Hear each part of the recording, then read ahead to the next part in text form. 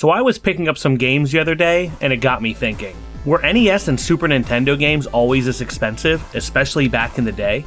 It's your old pal Trusty Justy here, and I'm the creative director working on indie games at Retroware. But today we're going to be talking about retro and modern game prices, the Toys R Us Big Toy Book, and of course, inflation. I'm sorry. I went from age 6 to 16 in the 90s, so I'm a super 90s kid. The best way to find out about new games and toys back then were the magazines. But those cost money, and your allowance could be better spent on more important necessities. But the best things in life are free. Why would you pay to be advertised to, when you are being bombarded daily with newspaper ads, mail stuffers, and in-store flyers? The books made for Christmas shoppers were especially hot spots to find new games. The Sears Wish Book alone was 894 pages, and video games didn't start till page 494.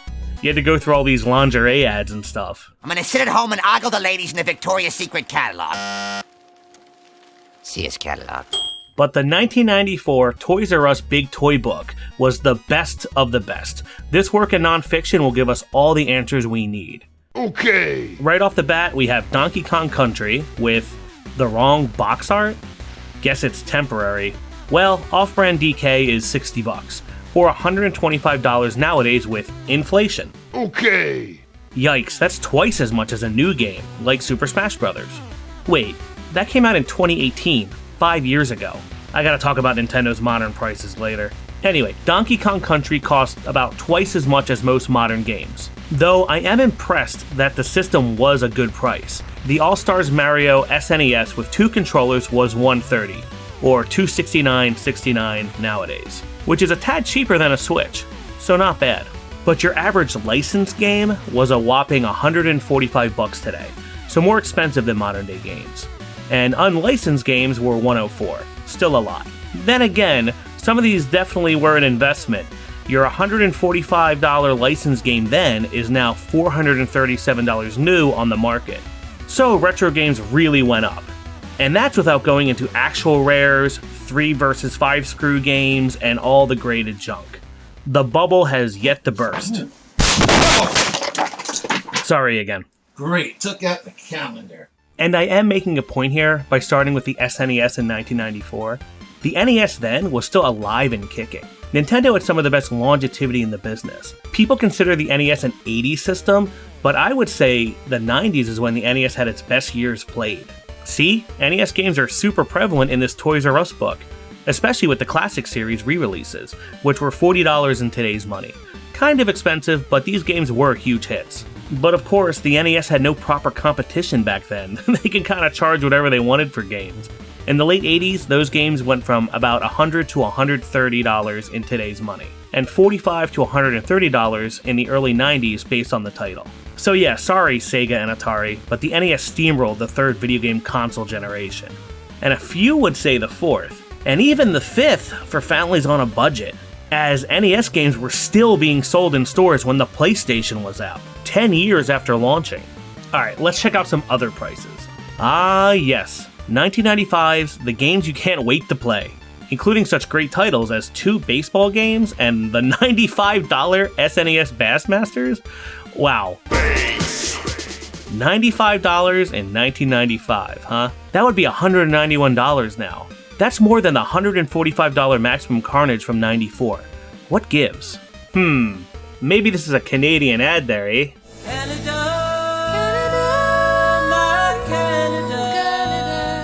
Okay, benefit of the doubt. Let's say these are Canadian dollary dues. That's $19.95, carry the 1, 95 caddies to 71 Freedom Bucks with inflation, would be $143. That's still horrific for a fishing game, but matches the prices we saw the year before. All fish games suck, except for Odell Lake. Off topic. Now this I can appreciate. Some kid circled the games he wanted. I used to do that all the time too as a kid. Me and my younger sisters would toss out papers on the carpet and attack them with circles like a war room map. It was easier just handing your family a hit list rather than making an actual list. Alright, let's see what this kid circled. And this scan kinda sucks, sorry.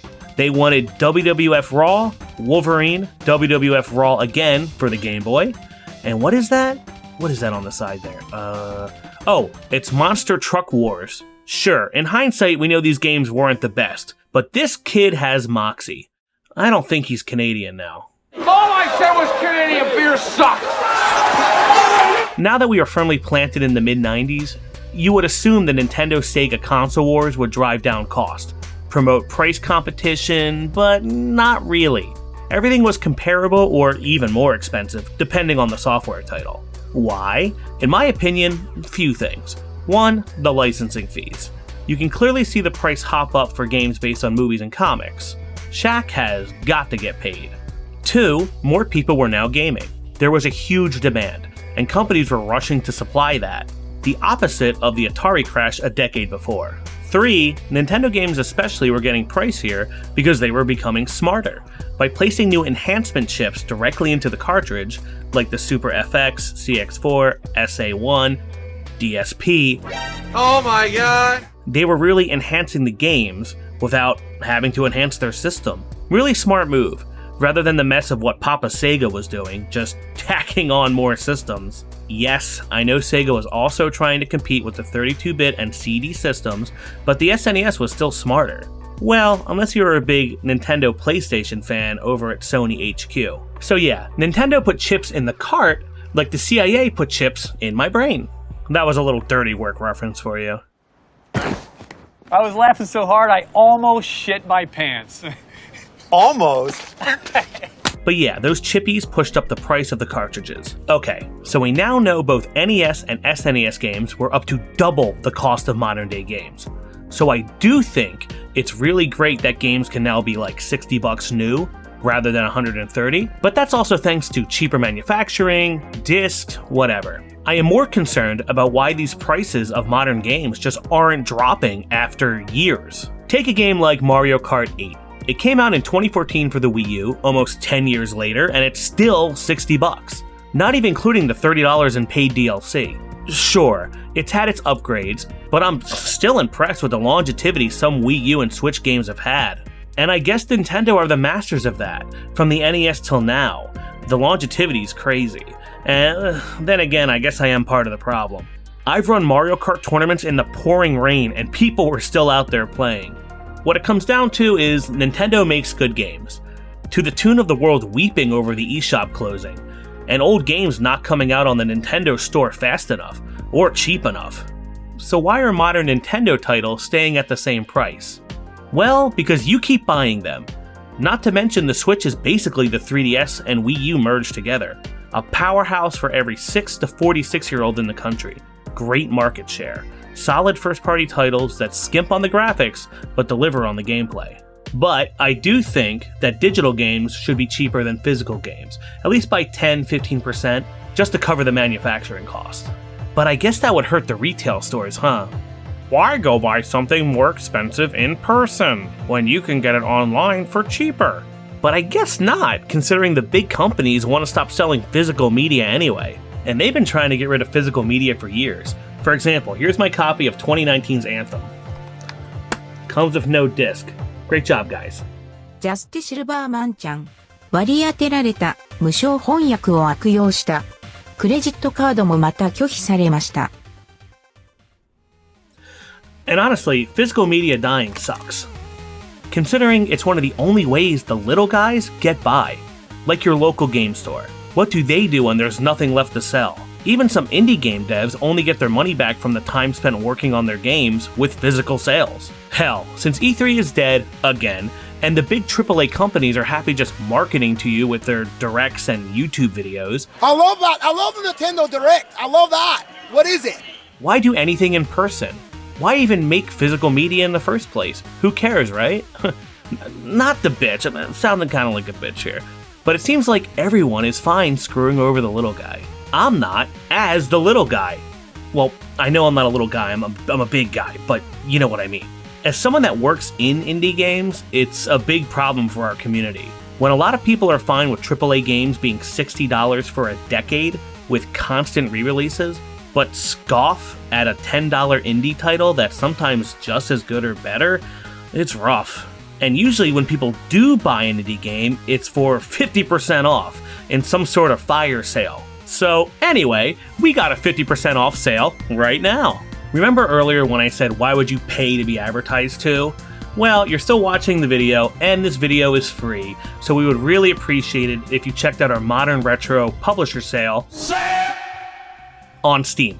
It goes on until this Tuesday, October 24th, 2023. We have 6 games up to 50% off in the sale, including AVGN 1 and 2 Deluxe, Eagle Island Twist, Dumpy and Bumpy, Love 3, Meme Machine, and our newest game, Prison City. The time is now, and the choice is easy. The link is below, but if you're watching this in the future, please wishlist the games. It really helps us out, and they go on sale pretty frequently. But I'll tell you what, earlier I also said the best things in life are free, and come here, I'm gonna sweeten the pot a little for you. We made these Nintendo Power size posters for Prison City. They mimic the kind that had to be torn out of a magazine. Check out the link also below, and we'll send you one for free. US residents only. Sorry if you're outside the US. It's all about Moxie.